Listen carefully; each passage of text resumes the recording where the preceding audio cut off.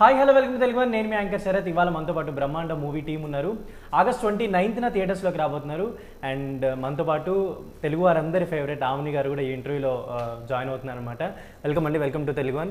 So actually ఈ cinema గురించి నాకు బాగా తెలుసు. యాక్చువల్లీ మీ డైరెక్టర్ గారి స్టోరీ విన్నాను. యాక్చువల్లీ ఆయన చనిపోయినప్పుడు వీ ఫెల్ట్ వెరీ బ్యాడ్ అనమాట. అంటే ఒక డైరెక్టర్ ఇంకా ఆయన కరెక్ట్గా ఇంకొన్ని ఫ్యూ డేస్లో సినిమా రిలీజ్ అవ్వబోతుంది అని అనుకున్నప్పుడు ఇలా జరగడం అనేది చాలా బ్యాడ్ ఇన్సిడెంట్. బట్ ఆయనకి ఇది ఒక ఏమంటారు, ఆయన ఎక్కడున్నా కూడా ఆయనకు ఒక రిమెంబరెన్స్గా ఉండిపోతుంది ఈ ఫిల్మ్ అని అనిపిస్తుంది. And very happy to interact with you sir. ఏంటి మీ తర్వాత ఎక్కువ మీ బాధ్యత తీసుకున్నట్టున్నారు ఆయన వెళ్ళిన తర్వాత. ఏంటి అంటే ఎలా హ్యాండ్ ఓవర్ చేసుకున్నారు దీన్ని? మీ తర్వాత మీకు ఎలా బాధ్యత వచ్చింది దీనికి? అంటే ఎలా అండి, యాక్చువల్లీ ఏంటంటే ఈ మూవీలో డిఓపిగా వర్క్ చేస్తున్నప్పుడు స్టార్టింగ్ ఈ స్క్రిప్ట్ వర్క్ నుంచే నేను సార్తో పాటు కోఆర్డినేట్ చేసుకుంటూ కొలాబరేషన్లో వర్క్ చేస్తున్నాను. సో ఫస్ట్ నుంచి సబ్జెక్ట్ ఐడియా ఉంది, ఎక్కడ ఏం గీసాము, ఎలా ఏంటి అనేది కంప్లీట్గా ఉంది. కానీ డైరెక్టర్ గారు ఎక్స్పైర్ అయ్యే టైం వల్ల ఆ టైంకి ఆల్రెడీ మొత్తం కంప్లీట్ అయిపోయింది. ఓకే, షూట్ అయిపోయింది, ఎడిట్ అయిపోయింది, ఫస్ట్ కాపీ అయిపోయి రెడీ టు సెన్సార్ కూడా అయిపోయి రెడీగా ఉంది. యాక్చువల్లీ ఆ టైంకి అంటే ఇప్పుడు అంత స్పెషల్ ఏం లేదు, తను కంప్లీట్గా A to Z అన్ని కంప్లీట్ చేసేసాడు అప్పటికి. ఆ టైంకి చేసిన తర్వాత అన్ఫార్చునేట్లీ ఆ ప్రివ్యూ టైంలో చిన్న హెల్త్ ఇష్యూ. అది యాక్చువల్ ఏంటంటే జనరల్గా అందరికీ అది చాలా చిన్నదే, ఒక చిన్న ట్యాబ్లెట్. అదొక ఫ్యూ డేస్ మిస్ చేసుకోవడం వల్ల అది అన్ఫార్చునేట్లీ ఆ బీపీ అనేది హై స్పెషల్ అయ్యి బ్రెయిన్ స్ట్రోక్ అయిందండి. లాస్ట్ తను మాట్లాడిన వర్డ్స్ నాతోటి యాక్చువల్లీ. అంటే ఎక్కువ జర్నీ మీతోనే నాతోటి జర్నీ. ఏం చెప్పారంటే సినిమా గురించి ఏమైనా చెప్పారా? అంటే సినిమా గురించి అంటే తను మాట్లాడిన లాస్ట్ వర్డ్ ఒక వర్డ్ ఏంటంటే నా కాళ్ళని వస్తుంది, అంటే అదే ప్రివ్యూటర్లో నా కాళ్ళని వస్తుంది అని చెప్పేసి నా దగ్గరకు వచ్చాడు. ఇంటర్వల్ బ్యాంక్లో బయటకు వచ్చిన తర్వాత నా దగ్గరకు వచ్చి కాళ్ళని వస్తుంది అని చెప్పేసి లైట్గా పెరాలసిస్ స్టార్ట్ అవుతుంది. ఇమ్మీడియట్గా మాకు అర్థమైపోయింది, సడన్గా స్ట్రోక్ వచ్చింది అని చెప్పేసి అర్థమైపోయింది. అర్థం కాగానే అక్కడ తీసుకెళ్ళి కూర్చొని ఇమ్మీడియట్గా అంబులెన్స్ పిలిచి హాస్పిటల్ తీసుకెళ్ళిన తర్వాత ఆయన అప్పటికీ కోమా స్టేజ్లోకి వెళ్ళిపోతున్నాడు, కొంచెం కోమా స్టేజ్లోకి వెళ్ళిపోతున్నా కానీ తన ధ్యాస మొత్తం సినిమా మీద. చూసారా, అందరు ప్రివ్యూ చూసారా అయిపోయిందా, అంత ఓకేనా ఆల్మోస్ట్ 3 days కంటిన్యూగా తను అదే రిపీట్ చేస్తున్నాడు. బట్ ఏంటంటే ఇక అన్ఫార్చునేట్ అంతే. ఇంకా అన్ఫార్చునేట్. బట్ ఆయన ఎక్కడున్నా కానీ ఈ సినిమా మాత్రం డెఫినెట్లీ తను ఎక్కడ ఉన్నా కానీ కాదండి, తను ఇక్కడే ఉన్నాడు అంతే. తన సినిమాతో పాటే ఉన్నాడు. ఇంకా ఈ సినిమా రిలీజ్ అయ్యేదాకా ఇక్కడే ఉంటాడు తను. ఏంటంటే తన లైఫ్ డ్రీమ్ యాక్చువల్లీ. ఏంటంటే నాకు 18 years నుంచి మంచి ఫ్రెండ్. నేను 18 years బ్యాక్ నేను ఇండస్ట్రీకి రావడం కారణము రాంబాబు గారే. మేము ఈ సినిమాని 18 సంవత్సరాల నుంచి మేమిద్దరం సినిమా మనం చేద్దాం అనుకుంటా ఫైనల్కి ఒక సినిమా చేసాము. బట్ అదే ఆఖరి సినిమా అయితే మా ఇద్దరికి అనుకోలేదు అలా అని. మా మామని గారు అండ్ ఎప్పుడు చూసినా కూడా ఒక మంచి బ్యూటిఫుల్ శారీస్ తోటి ఎక్కడ చూసినా కూడా ఆ తెలుగుదనం అంటారు కదా, అలా కనిపిస్తూ ఉంటుంది. ఏంటంటే అదొక స్పెషల్ రీజన్ అనుకోవచ్చా మెయింటెనెన్స్ ఇదంతా? మీరే అన్నారు కదా తెలుగుతనం అని, అదే రీజన్. ఆ తెలుగు అమ్మాయి అంటేనే ఆ కళ వచ్చేస్తుంది. మోస్ట్లీ డబ్బులన్నీ వీటికే పెడుతున్నట్టున్నారు శారీస్ పెట్టాలి కదండి, తప్పదు కదా. అండ్ ఆమని ఇండియన్ యాజ్ బ్రహ్మాండ అని చూడగానే నాకు మళ్ళీ ఒక పాత మీ సినిమాలు ఇవన్నీ గుర్తొస్తున్నాయి. ఏంటంటే ఇప్పుడు దీంట్లో మీ క్యారెక్టర్ ఎలా ఉండబోతుంది? దీంట్లో అది ఒక ఇన్నోసెంట్ విలేజ్ బ్యాక్డ్రాప్లో ఉన్న క్యారెక్టర్ ఇది. టోటల్ ఒక అంటే విలేజ్ ఒక ఉమెన్ క్యారెక్టర్ ఇది. సో హీరోకి మదర్ క్యారెక్టరు అంతే. అదే టైంలో కొంచెం చాలా ఇన్నోసెంట్ క్యారెక్టర్. ఇది ఒగ్గు కథ అంటారు కదా, దాన్ని బేస్ చేసి, అంటే బేస్ అంటే అదే కథ కాదు, దాన్ని కొంచెం బేస్ చేసుకున్నారు. సో తర్వాత కంటెంట్ వేరు, సినిమాలో కథ కంటెంట్ వేరు. సో ఈ కథ మెయిన్ దీంట్లో పెద్ద రోల్ అన్నమాట, కథనే పెద్ద రోల్. సో 6 తర్వాత వెళ్ళొచ్చా బయటికి? మేము అంటే కొంచెం భయపడచ్చు. 6 o'clock షోస్ ఉంటాయి కదా, అవి చూడొచ్చా? ఓన్లీ షో చూడడానికి మాత్రం వెళ్ళాలంటే. అంటే మీకు క్యూరియాసిటీ, ఒక suspense thriller character. Particularly slang కూడా మీరు చాలా జాగ్రత్తగా మాట్లాడినట్టున్నారు ఈ సినిమాలో. తెలంగాణ స్లాంగ్ అదే. ఈ మధ్య ఎక్కువ తెలంగాణ క్యారెక్టర్స్ ఎక్కువ మీకు వస్తున్నాయి. ఈ మధ్య మదర్ రోల్స్ అవ్వచ్చు, డిపెండెంట్ క్యారెక్టర్స్ ఎక్కువ వస్తున్నాయి కదా. అసలు లైన్గా వరుసగా వస్తున్నాయి. అది ఎక్కడ చూసినా కూడా ఆమెను. ఇప్పుడు చెన్నై కంటే ఎక్కువ హైదరాబాద్ ఇక్కడే ఇక్కడే ఉంటున్నానండి. 25 days ఇక్కడ ఉంటాను, 5 days చెన్నై వెళ్తున్నాను. సో ఏం సార్ అంటే మీరు అంటే ప్రొడ్యూసర్గా ఎలాంటి జాగ్రత్తలు తీసుకున్నారు ఈ సినిమా పరంగా? అండ్ అందులో డైరెక్టర్ మిస్ అయిన తర్వాత పోస్ట్ ప్రొడక్షన్ వర్క్ అంతా ఎక్కువ మీ మీదే ఉంటుంది బాధ్యత, అంటే థియేటర్స్కి వచ్చేదాకా. సో ఎలా జరిగింది? అదేం లేదు, నాకు ఎందుకంటే నాకు ఇండస్ట్రీలో చాలామంది ఇప్పటికీ తెలుసు, నాకు చాలామంది. దాంతోపాటు ఏంటంటే కంపల్సరీ ఒక సినిమా తీయాలా అన్న ఆలోచన నాకు ఉండేది. అప్పుడు ఏం చేశారంటే దర్శకుడు మన రాంబాబు గారు వచ్చి కథ చెప్పారు నాకు. చెప్తే చాలా బాగా అనిపించింది. అంటే ఈ విలేజ్లో అమ్మవారు వచ్చి ఎదుర్కొంటుంటుంది, దాన్ని ఎట్లా పరిష్కరించాలి ఏంది అనేది ఆ వర్షన్లో చెప్తే నాకు బాగా నచ్చింది. స్టోరీ వినగానే నాకు మంచిగా నచ్చి ఇది చేశాను. కాకపోతే ఏంటంటే ఎక్కడైనా కూడా షూటింగ్కు రానిచ్చేవారు కాదు, ఆయనే చూసుకునేవాడు ప్రతిదీ. దీంట్లో మాత్రం సినిమా అంటే అందరూ ఎట్లా ఉంటారో తెలియదు, కానీ నేను మాత్రం ఎవరిని నమ్మను ఇంతవరకు. కాకపోతే ఈ రాంబాబు గారిని చూడంగానే మా డైరెక్టర్ గారిని చూడంగానే అంత నమ్మకం వచ్చేసింది. ఏదున్నా కూడా దగ్గరుండి పోస్ట్ ప్రొడక్షన్ అయినా ఏదైనా కూడా అక్కడ దాకా ఆయనే చూసుకున్నాడు. దగ్గర కూడా రాలేదు. ఫస్ట్ సినిమా అండి, నేను రాలేదు. అదే చెప్పాను, నాకు ఈయన ప్రొడ్యూసర్ తెలియదు అసలు. ఇప్పుడే తెలుస్తుంది, పోస్ట్ ప్రొడక్షన్ నుంచి తెలుసు. అక్కడ నుంచి తెలుసు. అక్కడ నాకు అమౌంట్ మాట్లాడడం కానీ, నా డేట్స్ మాట్లాడడం కానీ, నా క్యారెక్టర్ డైరెక్టర్ గారే ఒక రైట్ హ్యాండ్ లెక్క. మీరు అంటే మీకు ఈ మధ్య చెప్తున్న క్యారెక్టర్స్లో మీకు ఎలాంటి క్యారెక్టర్స్ ఎక్కువ వస్తున్నాయి మ్యామ్? అంటే what they are saying me characters? All kind of characters చేస్తున్నాను ఇప్పుడు. ఒకే కథ, ఒకే ఆమని గారు అంటే అలా ఏడుస్తూ అలా ఇన్నోసెంట్ అలానే కాదు, ఆల్ టైప్ ఆఫ్ క్యారెక్టర్స్ చేస్తున్నాను నేను ఇప్పుడు. సో అది చేయాలని కూడా నాకు, ఎందుకంటే ఒక ఆర్టిస్ట్గా ప్రూవ్ చేసుకోవాలి, అన్ని క్యారెక్టర్ చేయగలుగుతాము, అన్ని ఎక్స్ప్రెషన్స్ నా ఫేస్తో పలుకుతుంది అనేది ప్రూవ్ చేసుకోవాలని నేను కూడా లేదు. అయినా ఆల్ కైండ్ ఆఫ్ క్యారెక్టర్స్ చేయాలని నాకు ఇంట్రెస్ట్. దీంట్లో మాత్రం అన్ని ఆల్ క్యారెక్టర్స్ దీంట్లో మీరు మూవీ చూసిన తర్వాత అనుకోవచ్చు, అంటే ఇంతకుముందు తీసినది వేరే, ఇప్పుడు ఈ మూవీలో స్పెషల్గా డిఫరెంట్ క్యారెక్టర్. ఇప్పుడు షూట్ అంతా ఎక్కడ చేశారు? అంటే పర్టికులర్ విలేజ్ బ్యాక్డ్రాప్ ఎక్కువ ఉంది కదా, ఎక్కడ చేశారు షూట్? యాక్చువల్లీ షూట్ వచ్చేసి వి షూటెడ్ ఆన్ ఆల్మోస్ట్గా 32 లొకేషన్స్, 32 ప్లేసెస్లో 32 లొకేషన్స్. వెళ్ళింది జార్ఖండ్ బార్డర్లో. అండ్ ఒక సెలేర్ ఉంటుంది, ఆ సెలేర్ బార్డర్ ఎంత డేంజర్ అంటే చాలా హై డేంజర్. ఒక బార్డర్ టూ స్టేట్స్ బార్డర్ మధ్యలో అది కూడా. జార్ఖండ్ కానీ ప్లస్ నార్త్ ఇండియాలో కానీ, ఆంధ్ర దాటేసి ఒరిస్సా బార్డర్స్లో.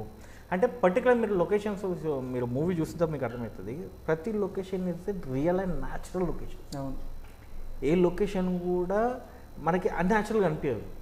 చిన్న కొన్ని సెట్స్ కూడా ఉన్నాయి. ఆ సెట్స్ కూడా ఏంటంటే ఆ పర్ఫెక్ట్ బ్యాలెన్సెస్ ఆ న్యాచురాలిటీకి. మేము డైరెక్టర్ గారు మెయిన్ డిస్కస్ చేసింది కూడా అదే. ఎప్పుడైనా ఒక ఫ్రేమ్ కానీ ఒక షాట్ చూసేటప్పుడు తనకి ఇది అన్యాచురల్గా ఏదో పర్టికులర్ తెచ్చి పెట్టారన్నట్టు ఉండదు, అది అలానే ఉంటుంది. ఇప్పుడు ఒగ్గు కళాకారుల ఇంట్లో ఏదన్నా ఒక వస్తువు కానీ లేదంటే ఒక ఇల్లు కానీ ఎలా ఉంటుందో అలానే ఉండాలి. అలాంటి రియల్ లొకేషన్స్కి వెళ్ళి షూట్ చేస్తాను. కొన్ని లొకేషన్స్ కానీ సాంగ్స్ లొకేషన్స్ కానీ ఆల్మోస్ట్గా సాంగ్ లొకేషన్సే almost we done around 10 to 15 locations. Okay. ఒకటి ఇందులో మనకి వేరే సాంగ్ కూడా ఉంది, ఆల్మోస్ట్గా రెడ్ శాండ్ తోటి ఉంటుంది, మొత్తం red sand, completely red sand. ఒక 25-30% కంప్లీట్లీ రెడ్ శాండ్ అందులో. అలాంటి ప్లేసెస్ కొన్ని ప్లేస్లలో ఏంటంటే ఇంకొకటి అదే సాంగ్లో ఇంకొకటి ఉంటుంది కంప్లీట్గా పెద్ద వాటర్ ఫాల్ ఎడ్జ్. ఆల్మోస్ట్ అక్కడికి వెళ్ళడానికి చాలా మటుకు ఎవరు డేర్ చేయరు. డైరెక్టర్ గారు ఆ లొకేషన్ చూసి ఇక్కడనే షూట్ చేయాలి, తీస్తే ఇక్కడ తీయాలి, నువ్వు ఏం చేస్తావు నాకు తెలియదు అన్న. ఇక్కడ క్రెయిన్ కూడా పట్టదు. క్రెయిన్ అక్కడ మ్యాక్సిమం ఎలాంటి సిచ్యువేషన్ అంటే క్రెయిన్ తీసుకెళ్ళడానికి పాసిబిలిటీ ఉండదు. ఒకవేళ డ్రోన్ వదిలితే ఆ వాటర్ ఫాల్కి ఖచ్చితంగా డ్రోన్ నట్టు గుంజేస్తుంది. మ్యాక్సిమమ్ జూమ్ లెన్స్ వేసినా కానీ వేరే ఎన్ని లెన్స్ వేసేసినా కానీ హీరోయిన్ అక్కడ దాకా వెళ్ళడానికి ఛాన్స్ లేదు. తను ఒకటే పట్టుపట్టాడు. ఈ సాంగ్లో ఈ సిచ్యువేషన్లో వాళ్ళు అక్కడ నుండి డ్యాన్స్ చేయాలి, నాకేం సంబంధం లేదు, మీరు ఏం చేస్తుంది తెలియదు. కొరియోగ్రాఫర్ నేను కూర్చొని ఇలా కాదండి ఈ పాటని మనం ఇలా చీట్ చేసుకుని ఇలా సెట్ చేసుకున్నామని చెప్పేసి ఆల్మోస్ట్గా 1 day మొత్తం అక్కడిని షూట్ చేస్తాను. చాలా చాలా చాలా రిస్కీ లొకేషన్స్లో అవును. రాంబాబు గారిని మీరు అది చూస్తే song వస్తది. అది రాంబాబు గారిని చూస్తే మీరు అసలు ఏంటి చిన్న పిల్లలాగా అదే, అవునవును. అది ఎంత ఎప్పుడు నవ్వుతూ ఉంటుండే, అరే దీనికి ఇంత పట్టింపు ఉంటుందా అని చాలామంది అనుకుంటారు. కానీ తను ఎంత పట్టింపు మనిషి అంటే ఇది కావాలంటే ఇదే కావాలని ఆమని గారు కావాలని కూర్చున్నారు, ఆమని గారిని తీసుకొచ్చి ఈ సినిమాలు పెట్టారు. నాకు కూడా అదే రియల్గా యాక్చువల్లీ నేను యాజ్ ఎ డిఓపిగా నేను చాలా ఆమని గారి dates కుదరట్లేదు, ఆవిడ dates ఇస్తారో లేదో, సినిమా అంటే చేస్తారో లేదో అనుకున్నారా? అంటే లేదు నాకు ఆమని గారే కావాలి, ఈ క్యారెక్టర్ ఆమని గారే ఉండాలి. అసలు మీ అందరికి కనిపించే డైరెక్టర్ రాంబాబు గారు వేరు, నాకు Personally తెలిసిన రాంబాబు గారు అనేది ప్రొడ్యూసర్ గారు నాకు కానీ అలా అని నేను కూడా సినిమా ఆయన చూసినప్పుడు ఎంత బ్రహ్మాండంగా సినిమా తీసుంటారని అనుకోలే. అంటే డైరెక్షన్ బాగా చేశారు, అన్నీ చేశారు, ఓకే ఎంత బాగా తీసుంటారంటే నేను అనుకో. ఇప్పుడు అనిపిస్తుంది ఆయన ఎంత టాలెంట్ ఆయనకి, అంటే ఆయన లోపల ఎంతో బాగా ఒక మంచి సినిమా చేయాలని ఒక డ్రీమ్ ఉండింది అని అనిపిస్తుంది. రీసెంట్గా ఒక వీడియో చాలా వైరల్ అయ్యింది. అంటే మీరు సెట్లో మీ వెనకాల జగపతి బాబు గారు నించొని మేకప్ పట్టుకుని ఏంటది, అది ప్లానా ఏదైనా సినిమాలో? ఊరికే జస్ట్ ఇలా కూర్చొని మాట్లాడుతుంటే ఆమెని మనం ఒక రీల్ చేద్దామా అన్నారు. ఆయనే చెప్పారా? ఆయనే చెప్పారు యాక్చువల్గా, ఆయనే అది ఐడియా. ఏం చేద్దాము, నీకు నేను టచ్అప్ చేసేట్టు చేద్దామా అన్నారు. ఫస్ట్ యాక్చువల్గా ఆయన నాకు టచ్అప్ చేసేట్టుగా, నేను ఆయన తిడుతున్నట్టుగా, ఆయన ఒక జస్ట్ ఒక అసిస్టెంట్ లాగా. తర్వాత ఇప్పుడు ఏం చేద్దాం, రివర్స్ చేద్దాం, నువ్వు కూర్చొని నేను చేస్తానా అన్నట్టు, నువ్వు చెయ్యి అన్నారు. కూర్చొని 2 పోస్ట్ చేసాము. సో మిలియన్ చాలా, అంటే మీ ఇద్దరికి ఉన్న ఆ మూవీ కనెక్టివిటీ ఆడియన్స్ కి ఎక్కువ రీచ్ అయింది అనుకోవచ్చా? ఏంటి ఇద్దరు కలిసి చేశారా మళ్ళీ ఏమైనా సినిమా? అంటే చేస్తున్నాం, ఇప్పుడు చేస్తున్నారు, వెబ్ సిరీస్ చేస్తున్నాం. అండ్ మీతో పాటు అంటే అప్పటి జనరేషన్ హీరోస్ అవ్వచ్చు, హీరోయిన్స్ అవ్వచ్చు, వీళ్ళు ఇప్పుడు కూడా కన్సిస్టెంట్లీ అందరు చేస్తే ఎక్కడైనా సెట్లలో అలా కనిపించినప్పుడు ఏం మాట్లాడుకుంటారు జనరల్లీ? పాత అవన్నీ జ్ఞాపకాలు చేసుకుంటుంటాము. ఇప్పుడు ఎలా జరుగుతుంది మాట్లాడుకుంటాం, ఫ్యామిలీ గురించి మాట్లాడుకుంటుంటాం, అన్ని అందులో. మోస్ట్లీ అప్పుడు ఫోన్స్, మొబైల్స్ ఎక్కువ ఉండేవి కాదు, ఇప్పుడు ఎక్కువ కదా. ఎక్కువ అయినా కూడా మేము పాత వాళ్ళు కలిసినప్పుడు అన్ని మాట్లాడుకుంటాం.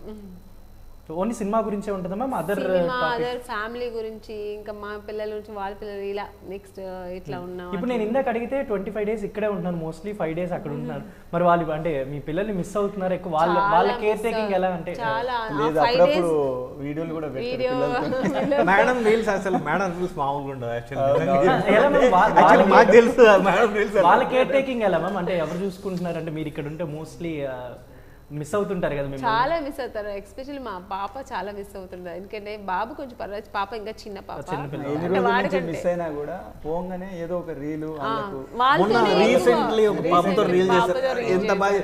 నిజం చెప్పాలంటే మీకంటే మీ పాప చాలా దానికి అసలు ఆ ఐడియా కూడా అదే ఇచ్చింది. నేను చెప్పాను ఊరికి డాన్స్ చేద్దాం ఇద్దరు, ఇలాగా నువ్వు చెయ్యి నన్ను అంటే నాకు క్లాసికల్ రాదు మమ్మీ అంది. నీకు రాదు, నేర్పిస్తాం, ఎలాగో క్లాసిక్ పంపిస్తాను. ఇప్పుడు ఊరికే నేను చేస్తాను, నాకు రాదు, నేను చూస్తూ చెయ్యి అంటే చేస్తాను. కానీ ఇలా వద్దు మమ్మీ, నేను బ్యాక్లో నుంచి ఇలా వస్తాను, నువ్వు ఇలా ఇలా రివీల్ అవుతాను అని అది నాకు చెప్పింది. అది చూస్తే నిజంగానే బాగుంది. తనకి మామూలుగా క్రియేటివ్ ఎక్కువ, ఆర్ట్ కానీ ఇంట్లో ఒక ఊరికి కూర్చొని 5 నిమిషాలు ఫోన్లో పట్టుకుని కూర్చొని టీవీలో ఎక్కువ కూర్చోదు. ఎప్పుడు ఏదో ఒక పేపర్ ముక్క దొరికినా దాన్ని ఏదో ఒకటి చేస్తుంది. సో చాలా క్రియేటివ్ మైండ్ పాపకి. ఇంత బిజీ టైంలో కూడా అంత ఎక్కువ ఇంటికి వెళ్తే ఇంకా పిల్లలతోనే ఎక్కువ స్పెండ్ చేస్తాను. ఇంపార్టెన్స్ అనేది కంపల్సరీ. సో 29th అంటే మనం చాలా మాట్లాడుకుంటూ ఉంటే అవి వెళ్తూ ఉంటాయి అన్నమాట టాపిక్స్ గురించి. 29th ఆడియన్స్కి ఒక ఎలాంటి ఎక్స్పీరియన్స్ ఇవ్వబోతుంది మీ ఫిలిం అంటే ఏం చెప్తారు? 29th ఎలాంటి ఎక్స్పీరియన్స్ ఇవ్వబోతుందంటే, ఫస్ట్ ఆఫ్ ఆల్ చెప్పాలంటే ఆల్ ఓవర్ ఇండియాలో ఒగ్గు కథ పైన వచ్చినటువంటి ఒగ్గు కథ బేస్ చేసుకొని ఒక సస్పెన్స్ థ్రిల్లర్ మూవీ ఏదైనా ఉందంటే this is the first movie in India. ఇప్పుడు ఒగ్గు విజువల్ ప్రకారం కానీ ఎంత బ్యాక్గ్రౌండ్ మేము ఆల్రెడీ రీసెర్చ్ కూడా చేసాం. ఏమైనా సినిమా వచ్చింది మామూలుగా ఒగ్గు కథ అంటే సినిమాలో ఎక్కడైనా చిన్న ఒక 5 minutes సీనో లేకపోతే 2 minutes సీనో ఉంటుంది, కానీ దానిపైన వాళ్ళ ఫ్యామిలీ డిపెండెన్సీ ఎలా ఉంటుంది, అసలు వాళ్ళ ఫ్యామిలీ అనేది ఎలా ఉంటుందో, వాళ్ళ కల్చర్ ఎలా ఉంటుంది అనేది ఏ మూవీలో లేదు. అవునవును. దాంతోపాటు ఒక థ్రిల్లర్ జోనర్ అనేది వాళ్ళు ఎలా అంటే డిఫరెంట్ ఎక్స్పీరియన్స్. ఇలాంటి ట్రైలర్ అంటే ఇలాంటి మూవీ ఇప్పటిదాకా ఆడియన్స్ ఎక్స్పీరియన్స్ చేయలేదు. ఇట్స్ పక్క గ్యారెంటీ. ఎందుకంటే డైరెక్టర్ గారు విజనరీ మాత్రం మామూలు విజనరీ కాదు. అది ఆ విజనరీకి మేడం లాంటి ఆర్టిస్ట్ ప్లస్ సార్ లాంటి ప్రొడ్యూసరు ప్లస్ చాలా మంది టెక్నీషియన్స్ ఇప్పుడు ఈ సినిమాకి వచ్చిన చాలా మంది టెక్నీషియన్స్ వర్క్ చేస్తారు. రమేష్ గారు చాలా మంది ఉన్నారు, చాలా మంది ఆర్టిస్టులు అంటే రెగ్యులర్ గా ఎవరెవరైతే మనం చూస్తుంటామో వాళ్ళందరూ దీంట్లో they did a very wonderful job really.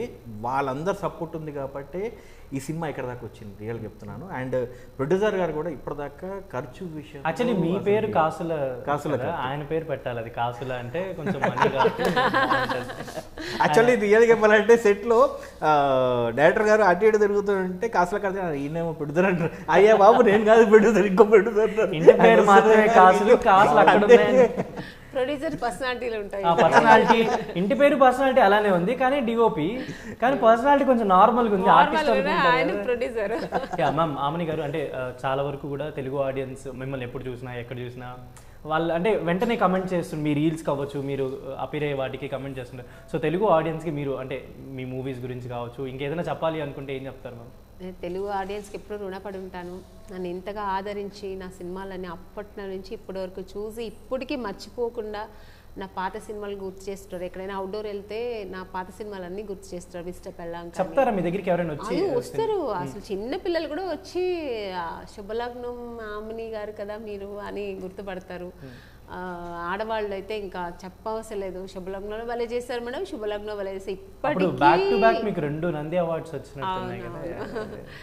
So అది నేను ఎప్పుడు ఆడియన్స్కి అంటే ప్రేక్షకులందరికీ నేను ఎప్పుడు రుణపడి ఉంటా, కృతజ్ఞతలు తెలియజేసుకుంటాను.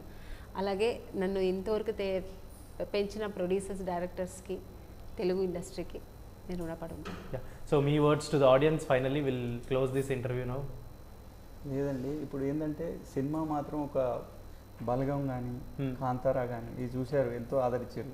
దానికంటే బెటర్గా వస్తుంది సినిమా కంపల్సరీ. 29th నేను పోస్ట్ ప్రొడక్షన్ చేసేటప్పుడు నేను ఏమో అనుకున్నా కానీ అసలు ఒక సినిమా అనేది ఆ పోస్ట్ ప్రొడక్షన్ అన్నీ జరిగిన తర్వాత ఒక లెవెల్గా వచ్చింది సినిమా. అదే నిజం, ఎందుకంటే నేను కూడా యాక్ట్ చేసేటప్పుడు మేకింగ్ చేసేటప్పుడు ఏదో నార్మల్ చిన్న మేకింగ్ అనుకున్నాం కానీ ఈ లెవెల్లో ఉంటుంది అనుకుని ఎవరు ఊహించలేదు. Almost we done around 200 screenings up to now. అవునా? 200 స్క్రీనింగ్స్ అయ్యాయి. అంటే మేము క్రాస్ చెక్కింగ్కి అదే 200 స్క్రీనింగ్స్ అయినా కానీ మాకు ఇప్పటికీ సినిమా బోర్ కొట్టలేదు. సో డెఫినెట్లీ 29th క్వాలిటీగా ఇంత బ్రహ్మాండం ఇంత బాగుంటుందని ఎవరు, అందుకే దానికి బ్రహ్మాండం అని పేరు. ఆ టైటిల్ తగ్గట్టు మూవీ కూడా అంత రూపొందించుకుంది ఆ సినిమా కూడా. Nice interacting with you and this is Sharath signing off from Telugu.